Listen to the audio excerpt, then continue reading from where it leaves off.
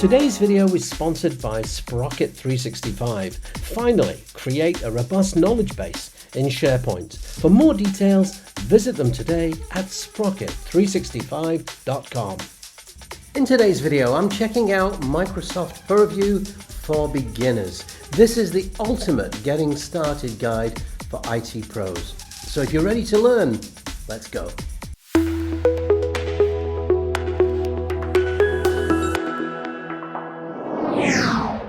You know, compliance, the world revolves around it, especially life in the cloud. And compliance is such an important topic, especially for Microsoft 365 admins. So in this episode, I'm going to take you through everything that you need to know about the newly updated Microsoft Purview. We're going to look at some of its cool features, as well as a few of its secrets that lie within. Now, if you've not subscribed to the channel, as always, bump that subscribe button up there and ring that bell. Come and join my ever-growing learning community. And if you've got questions, as always, you know what to do. Get those down below. And if you'd like more, then why not consider signing up to my Patreon site? Here you'll get access to full Microsoft courses and an ever-growing library, actually, of courses. So again, details below just there. So I think without any further ado, I think it's about time we dive in and check out some of the secrets that lie beneath Microsoft Purview. Let's check it out. Okay, so starting right at the very beginning, to get into Microsoft Purview, you can do this in one of two ways. From the Microsoft 365 Admin Center, you need to come down into the various different admin centers here on the left-hand side, and if you click on Compliance. Now, you will get a little note, and it will tell you that the old compliance portal has now been retired, and in fact, it will then, as you can see, so the compliance portal is retired, but the new portal, you can go there directly by going to purview.microsoft.com, but you can also see you can easily just switch to it almost instantly, and it takes you into the new portal. So purview.microsoft.com is the new dedicated portal that we now have.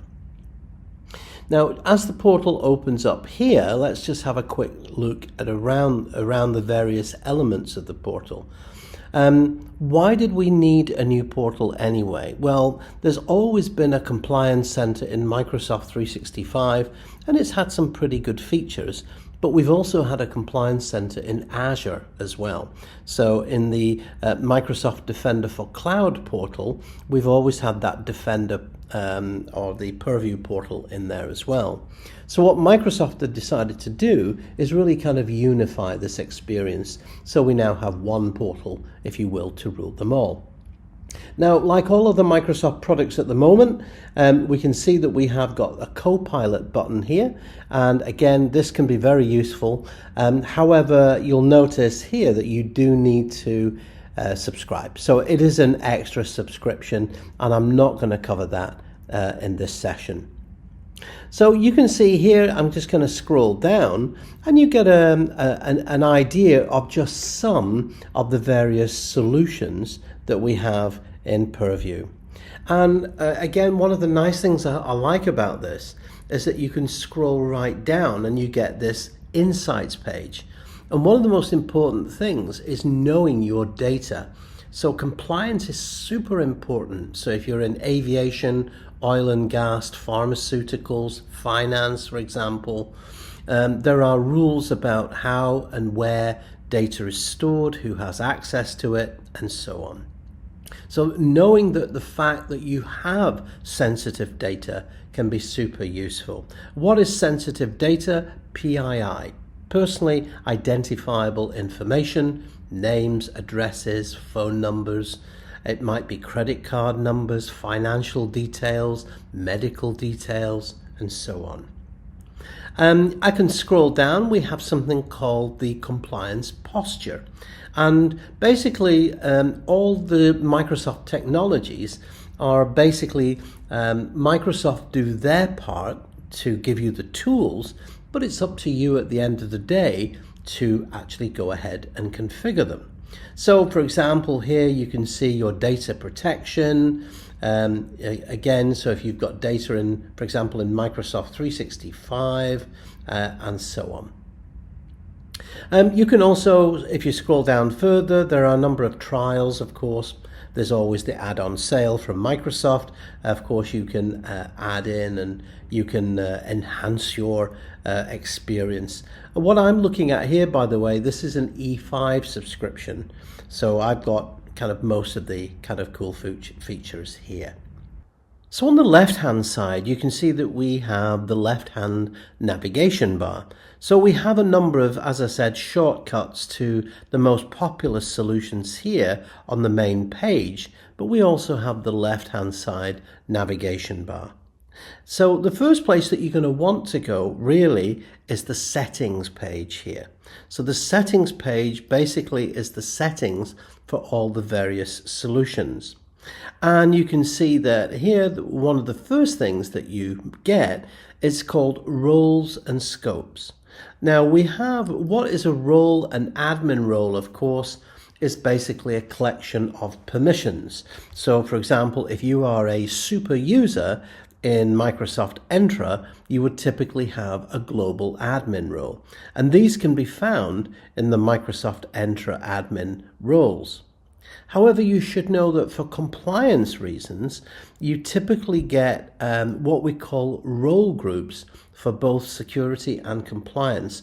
And this is really important because you need these additional roles in order to perform certain compliance features.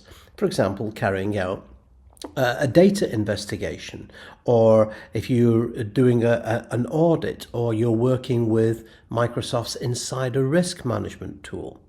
And again, it's a super important, very, very flexible way of giving users just the permissions that they need at any one time. So roles and scopes, super important. So for example, if I wanted to grant a Purview administrator role, so by simply going into edit, I can then say, okay, which users do I want to have access to this role? Now, in this case, I'm going to select my own demo user account here. So I'll just bring this guy in. And I've got a user here called CDX. So I'm just going to bring that user in. So I'm a global admin, and I'm now also a Purview administrator as well. And you can see the roles that are included with this role group. So I'm going to click on done there. So that's one of the first things that you probably want to do, is have a look at the role groups. Okay. Now, other things that we've got here are just kind of optional.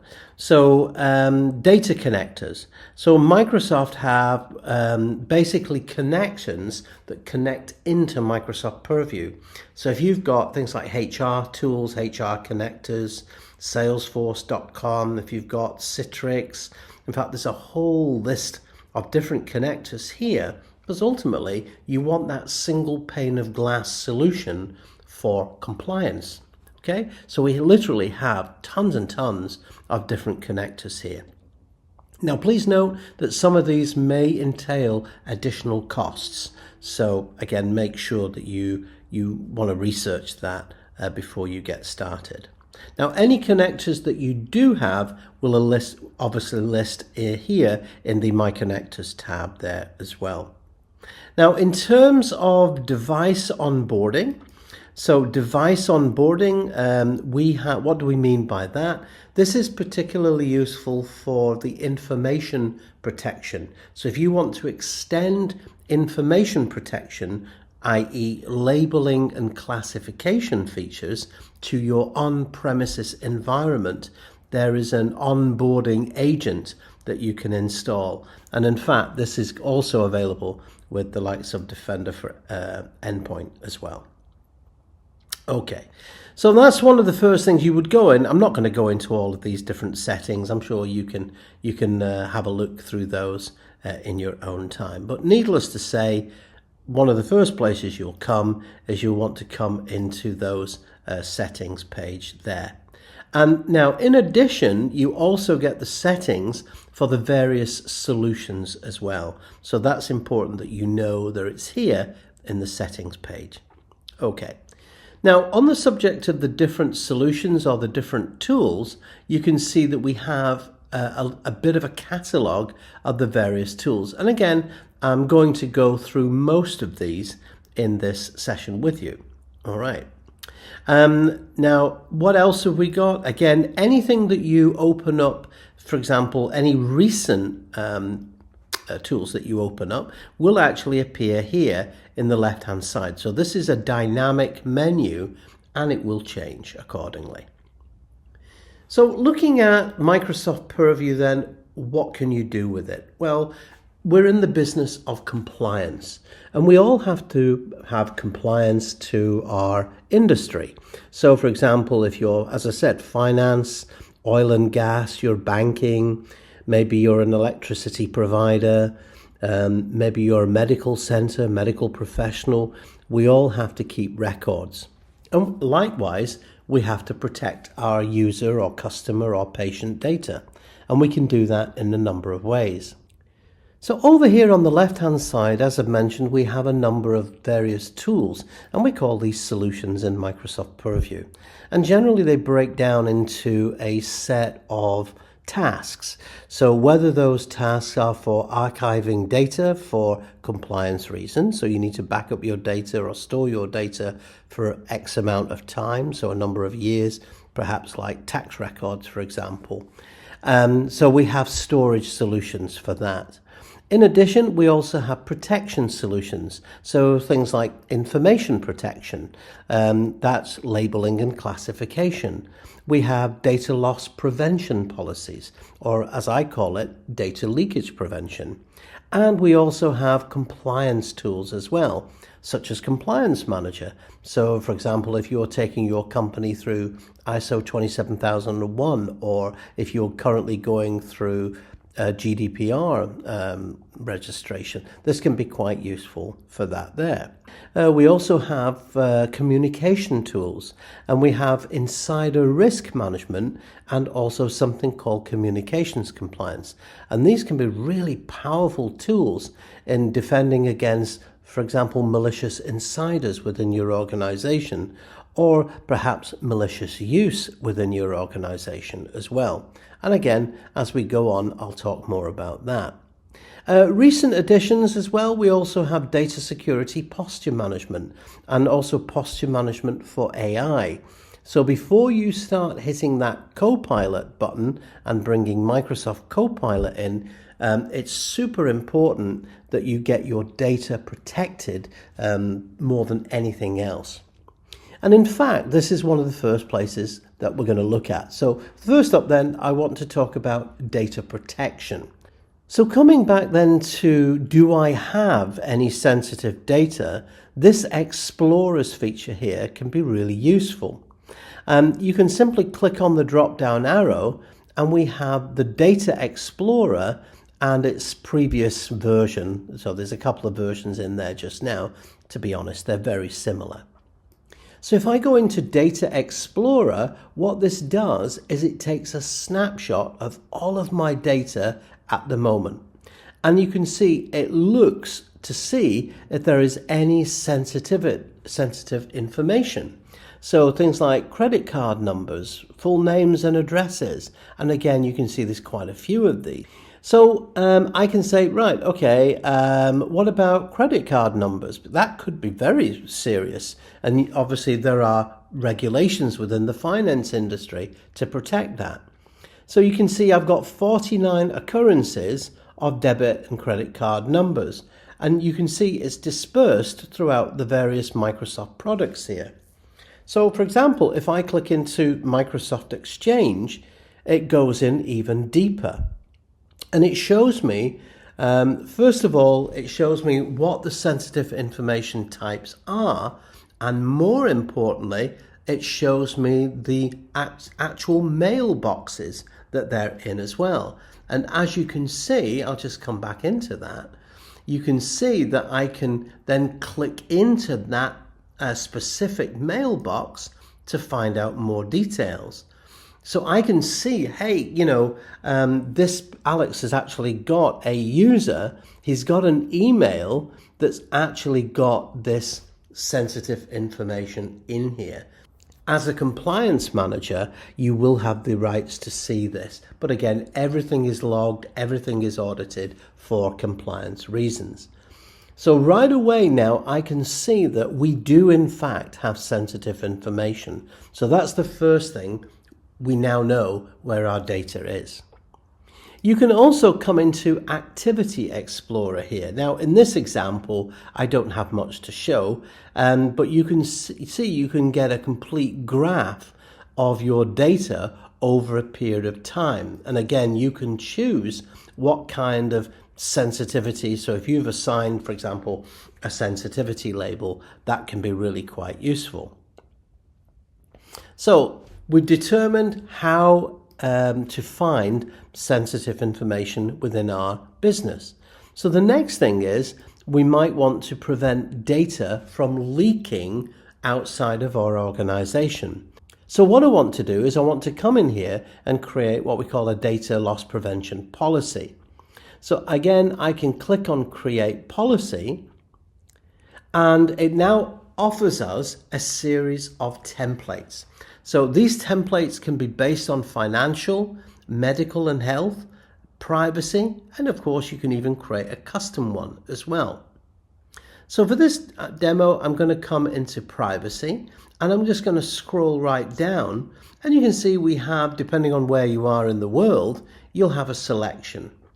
So I'm going to come in here, let's say the US state social security number, confidentiality law, or you might come in, you have to work with the US Patriot Act, for example.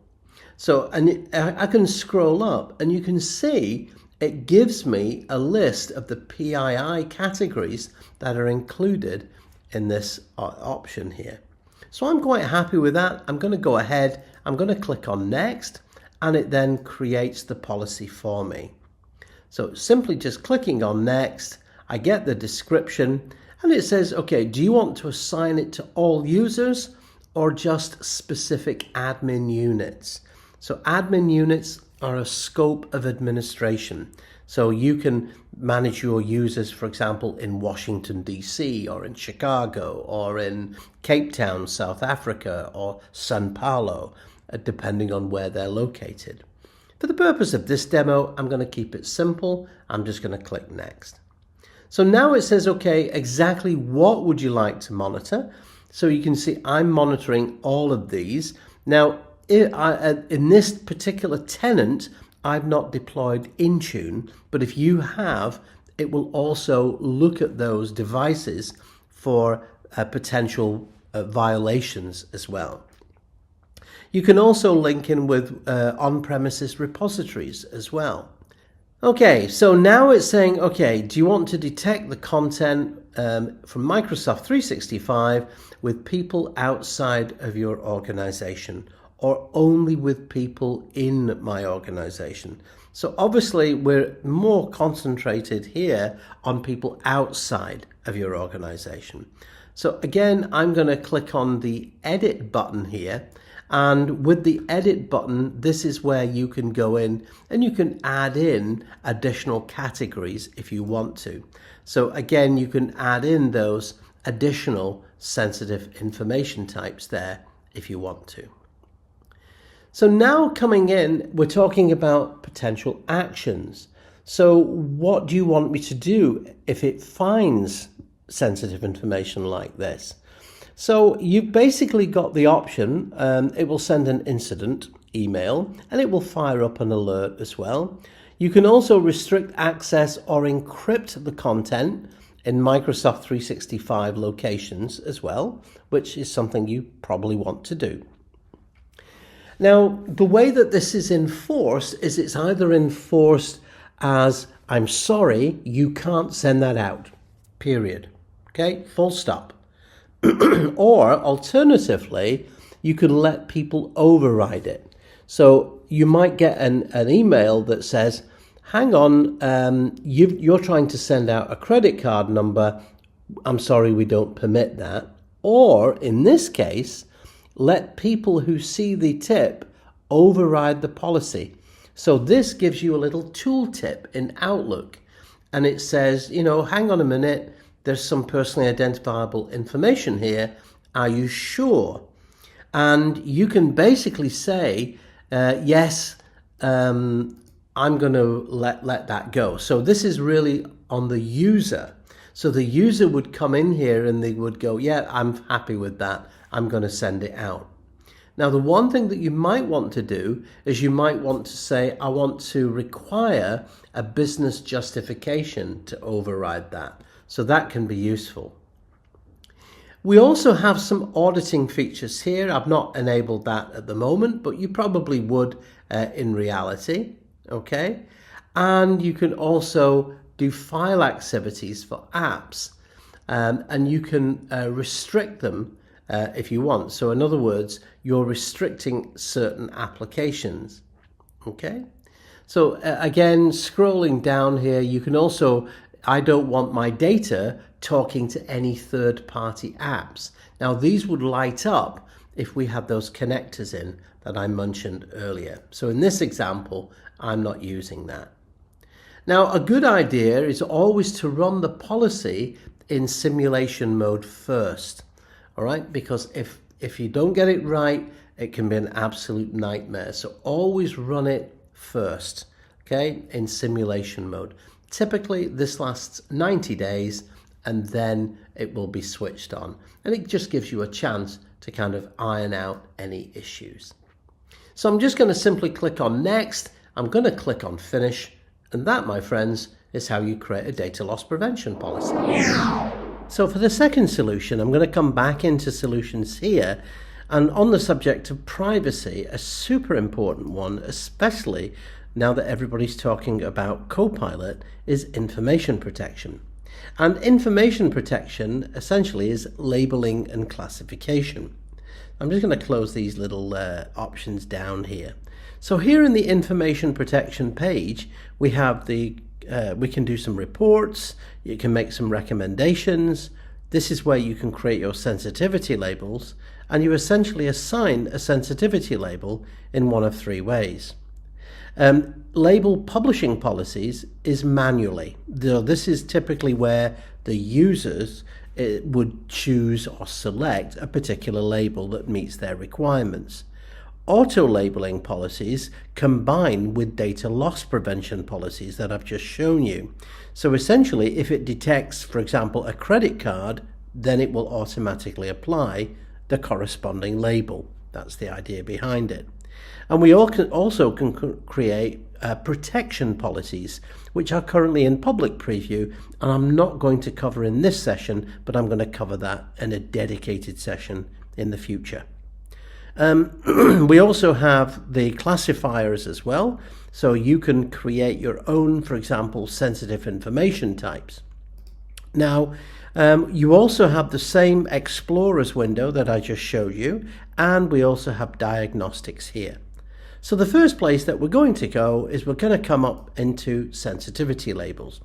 So again, sensitivity labels are really nothing new. They've been around since the 60s.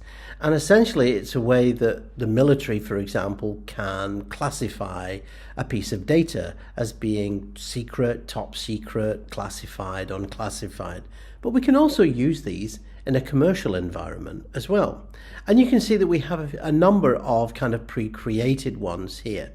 So I'm going to go ahead, I'm going to create a sensitivity label, and what we're going to do is we're going to call this, we'll call it Finance Confidential, okay? So Finance Confidential. And I can take this and I can then copy that into, for example, the display name and put it into a little description for my users as well. Now you can also use a color as well, so you can select any color of your choice. So I'm going to choose that one. Now, one of the nice things about sensitivity labels is that you can classify different types of data. So this might include, for example, files and other data assets. So if you're using things like Power BI, Microsoft Azure data storage, and also Microsoft Fabric, then you can use the classification labels here. Emails, of course, meetings if you're using Microsoft Teams. Now the key thing about this, by the way, is you do need a premium license for this, and this particular tenant doesn't have that, so I'm going to deselect that at the moment. We also have groups and sites. Please note, a Microsoft 365 group can also be a Microsoft team. So again, yes, you can follow through that labeling with that option there. Now, once you've chosen those, I'm simply going to click on Next, and we have three options. So do we want to use labeling and classification to control access? Do we want to apply content marking, for example, headers or footers? And do you want to protect Teams, meetings, and chats? Again, for this, you'll notice it's grayed out. It's because I don't have the Teams premium license within this particular tenant. So the next thing that you want to do is I'm going to click into Next, and this is where I can add in a header.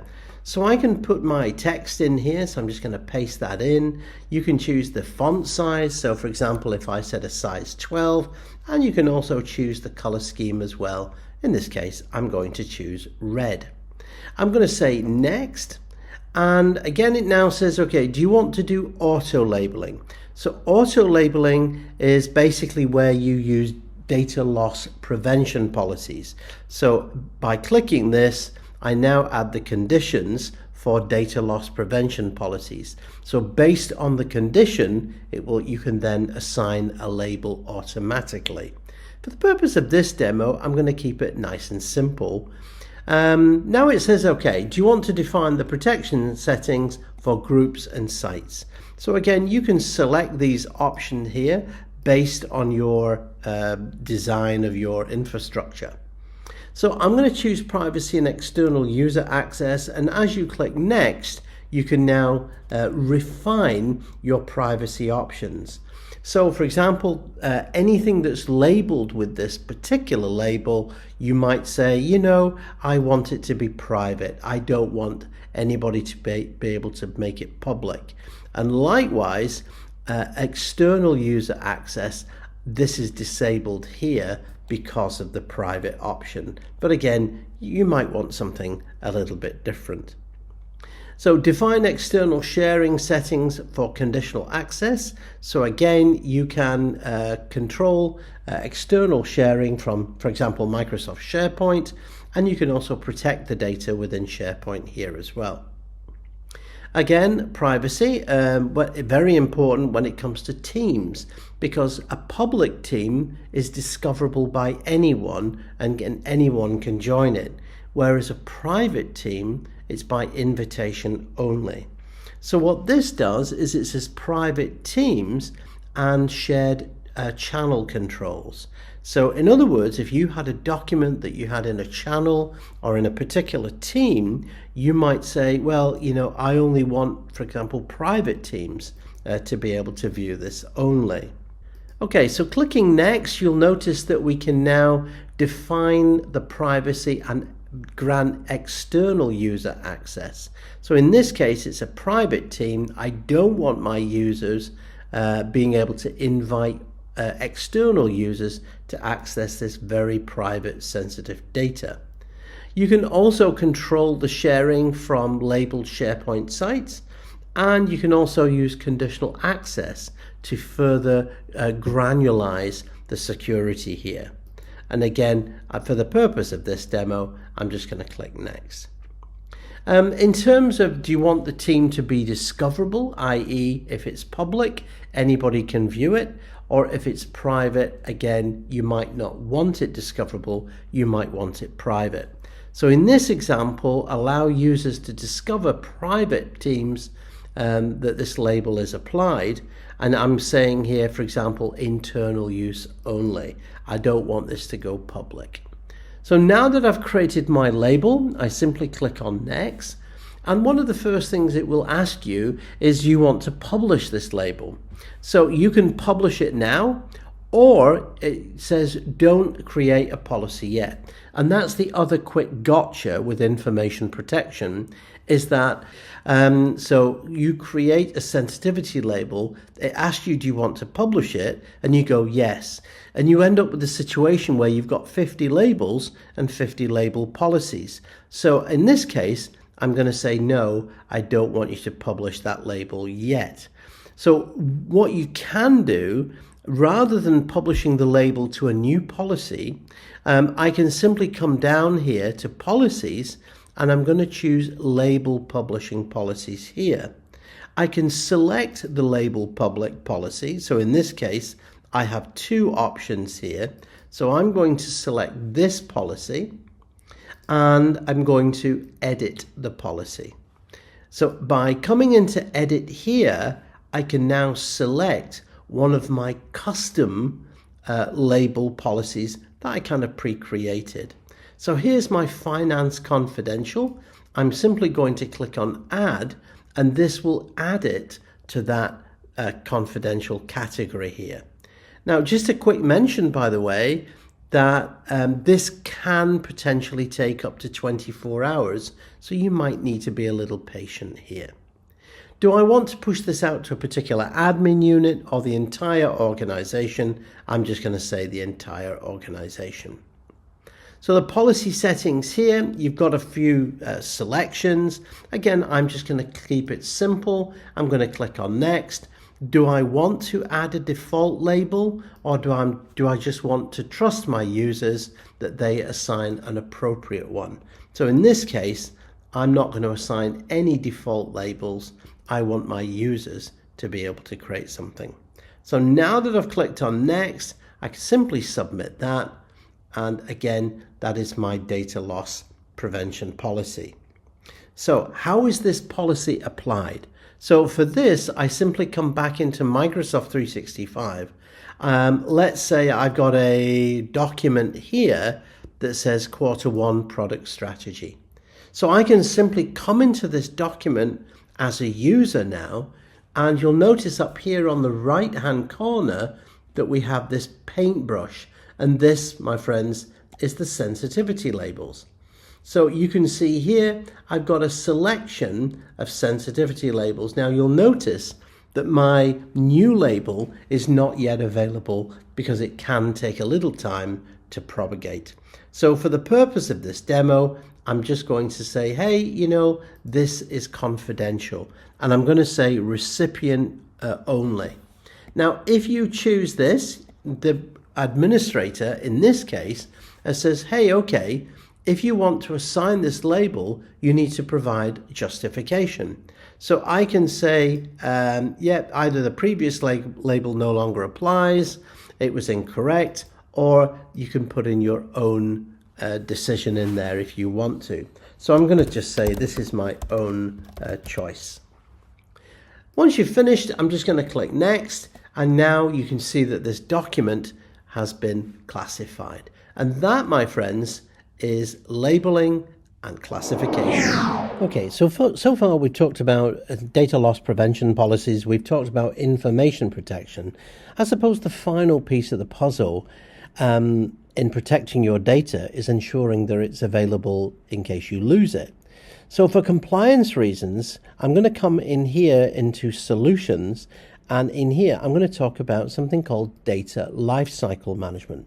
Now, although you must appreciate I can't cover every topic in this kind of getting started guide, there are some core topics that you definitely need to know. So data loss prevention policies, information protection, and this data lifecycle management. So data, of course, has a life cycle throughout your organization. Somebody will create data, it'll be used, it'll be managed, you might get different versions of it, and then ultimately at the end of the day, it'll be archived and then finally removed or replaced. So we need to know how to do that. And to do that, what we do is create something called retention labels. So I'm going to click on here and I'm going to come into a retention label. And I'm going to say, I want to retain my data. Let's say, for example, I'm in Oslo this week. So I'll call this my Oslo marketing. And I'll say 1 year retain or 1 year retention. Okay. So again, I can copy this, and I'm going to copy this into the information tab just down below, and also as a description as well. I'm going to click next, and it then says, okay, how long do you want to retain the data for? Do you want to retain it forever? In other words, you're placing the item on hold, or just for a specific period of time? Or alternatively, do you want to enforce actions after a specified period, or simply just label the items? So for example, personal. You don't need to keep it, you don't need to store it for compliance reasons. So that's another question. Archiving. Why do we archive data? Typically, it's because of compliance reasons. So for example, you may need to retain your tax information for 7 years, and so on. So how does that work then in Data Lifecycle Management? So I'm just going to say retain forever or for a specified period, and for the purpose of this demo, I'm going to choose a custom option, and I'm going to, let's say, just save it for 12 months. So how retention works in Microsoft 365 and in Azure is that there are 2 recycle bins. When you delete something, it goes into the first recycle bin for 30 days, and then a second recycle bin for up to 63 days. So for a total of 93 days. So at the end of that 93-day period, it's finally removed, unless you have a retention policy here. So I'm going to say I want this to be retained for items when it's created up to a year. Beyond that year, it then goes into that recycle bin system. The other option here that I like is when the item was last modified.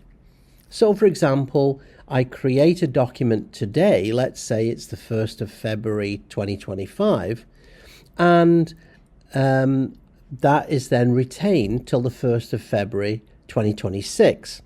And then if you choose to delete it after that retention period, it would then go into that recycle bin period. Beyond that, it just removes the retention label, and you can then delete it.